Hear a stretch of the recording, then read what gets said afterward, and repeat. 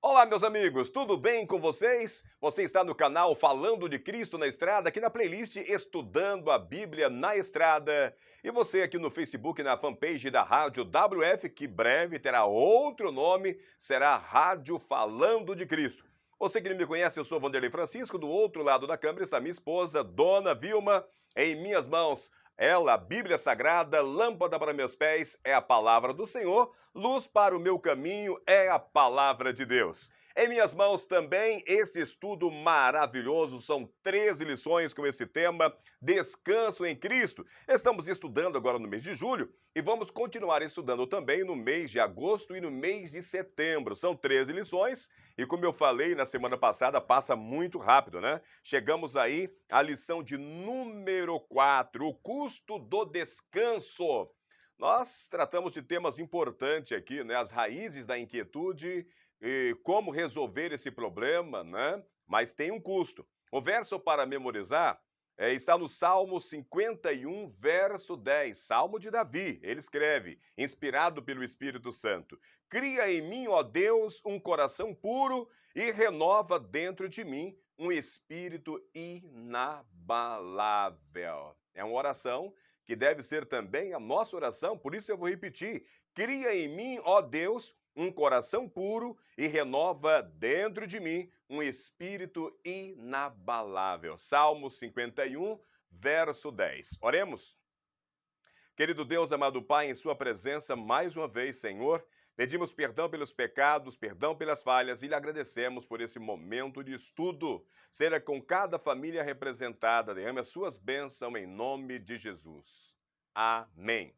Muito obrigado por estar acompanhando os nossos estudos. Deixe aí o seu like, faça o seu comentário, compartilhe com as outras pessoas. Quanto mais você compartilha, mais longe vai a palavra de Deus. É importante você assistir o vídeo até o final para você entender toda essa temática. Como eu falei, é muito importante para o nosso crescimento espiritual e para que o YouTube reconheça a importância, a relevância desse vídeo e passe também a indicar para outras pessoas. Irmãos, o custo do descanso, né? Muitas pessoas parecem desesperadas para encontrar paz e quietude. E vocês vão perceber que às vezes estão buscando essa paz, essa solução em lugares errados. Pessoas estão dispostas a pagar por isso. Em cidades grandes, há quartos sem internet que podem ser alugados por hora.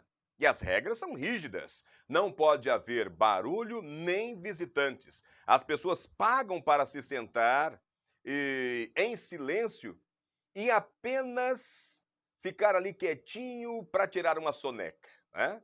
Cápsulas de dormir são alugadas em aeroportos.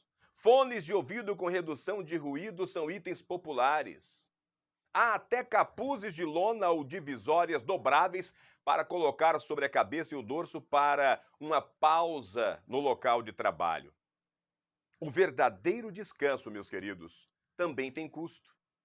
Embora os promotores de autoajuda queiram nos fazer acreditar que podemos determinar nosso próprio destino e que o descanso é apenas uma questão de escolha e planejamento, quando consideramos isso honestamente, percebemos nossa incapacidade de trazer o verdadeiro descanso ao nosso coração. Agostinho, um pai da igreja do século IV, fez uma colocação sucinta em seu famoso livro Confissões, livro 1, ao considerar a graça de Deus. Escreve Agostinho, abre aspas: Fizeste-nos para ti, e inquieto está nosso coração, enquanto não repousar em ti. Inquieto está o nosso coração, enquanto não repousar em Deus. Nesta semana, estaremos examinando a vida do homem segundo o coração de Deus e como esse servo do Senhor descobriu o custo do descanso espiritual. Já sabe aí quem é o homem segundo o coração de Deus? O rei Davi. Nós vamos estudar esta semana 2 Samuel, capítulo 11, do verso 1 até o verso 27. Depois nós vamos continuar a nossa leitura no capítulo 12, do verso 1 até o verso 23. Vamos ler um pouco também desse tema lá em Gênesis, capítulo 3, verso 1 ao verso 8, e 1 João, capítulo 1, verso 9. E principalmente aqui, Em 2 Samuel, capítulo 11, capítulo 12, está registrado a história de Davi em relação àquele pecado que todos conhecem, né? O adultério e também o assassinato.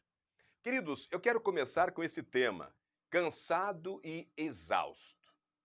Em uma agradável noite de primavera, o inquieto rei Davi, que eu já citei aqui, caminhava no terraço de seu palácio. Ele deveria estar junto de seu exército do outro lado do Jordão. Não estava. Ele deveria estar lá, liderando o povo de Deus para derrotar os amonitas e finalmente trazer paz ao reino.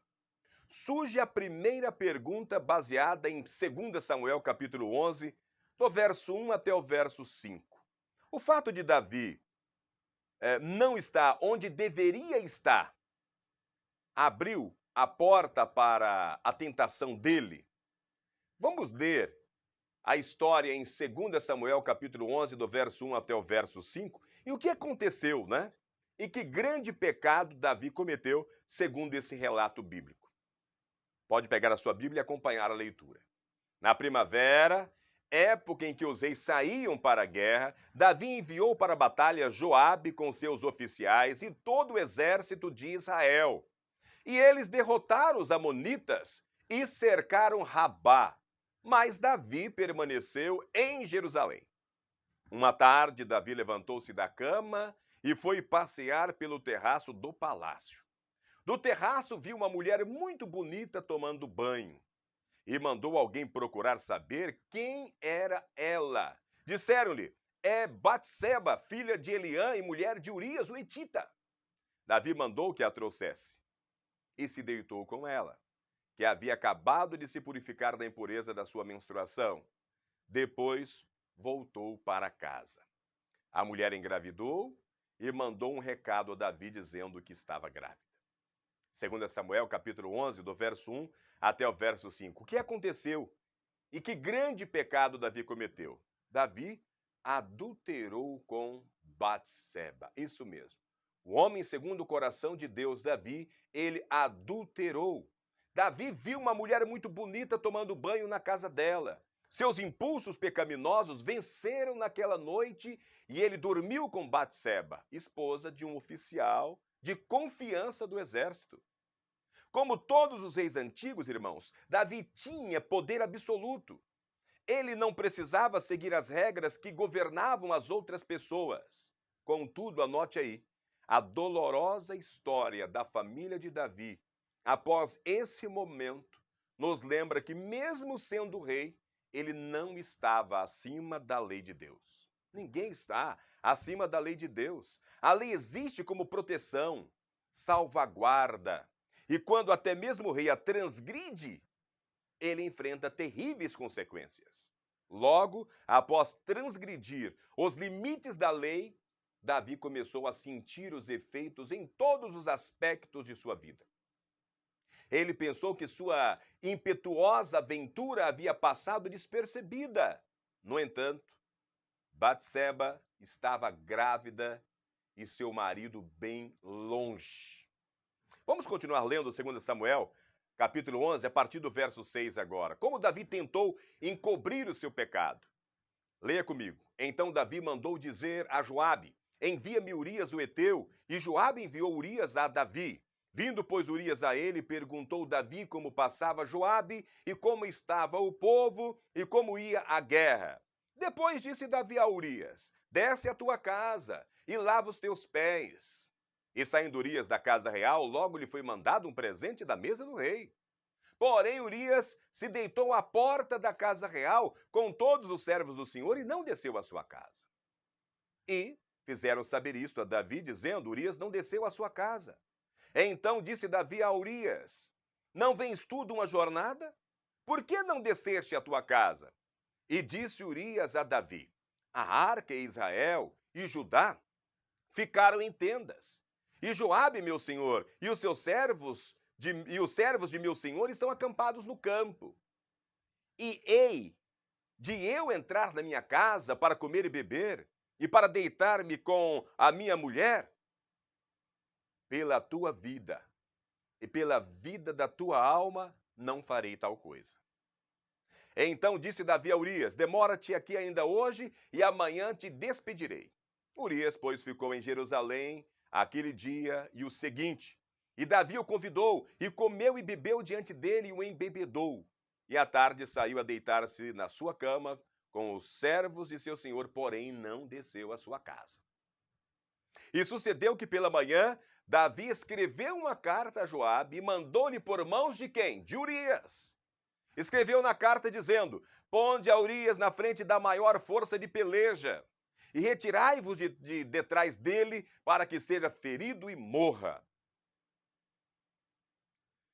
E aconteceu, pois que, tendo Joabe observado bem a cidade, pôs Urias no lugar onde sabia que havia homens valentes. E saindo os homens da cidade e pelejando com Joabe, caíram alguns do povo dos servos de Davi, e morreu também Urias o heteu. Então enviou Joabe e fez saber a Davi todo o sucesso daquela peleja. E deu ordem ao mensageiro, dizendo: acabando tu de contar ao rei todo o sucesso desta peleja, e sucedendo que o rei se encolarize e te diga: por que vos chegaste tão perto da cidade a pelejar? Não sabieis vós que haviam de atirar do muro? Quem feriu Abimeleque, filho de Jerubbecete? Não lançou uma mulher sobre ele do muro um pedaço de mó corredora de que morreu em Tebes? Por que vós chegastes ao muro?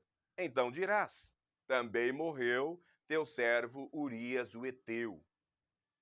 E foi o mensageiro e entrou e fez saber a Davi tudo o que Joabe o enviara a dizer. E disse o mensageiro a Davi: na verdade, que mais poderosos foram aqueles homens do que nós, e saíram a nós ao campo. Porém, nós fomos contra eles até a entrada da porta. Então os flecheiros atiraram contra os teus servos, desde o alto do muro, e morreram alguns dos servos do rei. Também morreu o teu servo Urias o heteu. E disse Davi ao mensageiro: assim dirás a Joabe: não te parece isso mal aos teus olhos? Pois a espada tanto consome este como aquele. Esforça a tua peleja contra a cidade e a derrota. Esforça-o tu assim. Ouvindo, pois, a mulher de Urias que seu marido era morto, lamentou a seu senhor. E passado o luto, enviou Davi e a recolheu em sua casa. Ele foi por mulher e deu-lhe à luz um filho. Porém, esta coisa que Davi fez pareceu mal aos olhos do Senhor. É muito importante você anotar isso daí. Porém, esta coisa que Davi fez pareceu mal aos olhos do Senhor. Muita gente pega esses textos, né, de homens que pecaram, de homens que cometeram erros e são citados como grandes na Bíblia, para aplicar na sua vida. Apenas a parte que eles consideram boas, né? Mas a consequência deixam de lado. É muito importante que vocês vejam a consequência, o que aconteceu. Eu li 2 Samuel, capítulo 11, do verso 6 ao verso 27, irmãos. Como Davi tentou encobrir seu pecado. Mandou Urias voltar da guerra e dormir com a esposa. E depois mandou matar Urias. Falhar até mesmo os esquemas mais complicados de Davi para fazer com que Urias voltasse para sua esposa Batseba. Urias era um homem de reputação excelente que respondeu às dicas sutis de Davi assim, ó: a arca, Israel e Judá ficam em tendas. Joabe, meu senhor, e os servos de meu senhor estão acampados ao ar livre. Como poderia eu ir para casa, comer e beber e me deitar com a minha mulher? Por fim, Davi, desesperado, recorreu a um assassinato por controle remoto para encobrir o seu pecado. Eu termino hoje fazendo essa pergunta. É difícil acreditar, né, que Davi, a quem Deus tinha dado tantas coisas, pudesse ter se rebaixado tanto. Queridos, não importa quem sejamos, que advertência temos nessa história? Qual é a advertência que essa passagem bíblica está deixando para você e para mim? Amanhã nós vamos continuar estudando essa história. O tema de amanhã é Despertando a Consciência. Eu espero vocês amanhã também. Vamos orar? Querido Deus, amado Pai, muito obrigado por mais um estudo e por mais esta reflexão. Que nós possamos estar lendo, meditando naquilo que estamos lendo e se servir de exemplo, que possamos fazer urgentemente as correções necessárias. E na falta de forças, que o seu Santo Espírito nos ajude hoje e sempre. Nós te oramos em nome de Jesus. Amém. Pense nisso. Um forte abraço e até amanhã.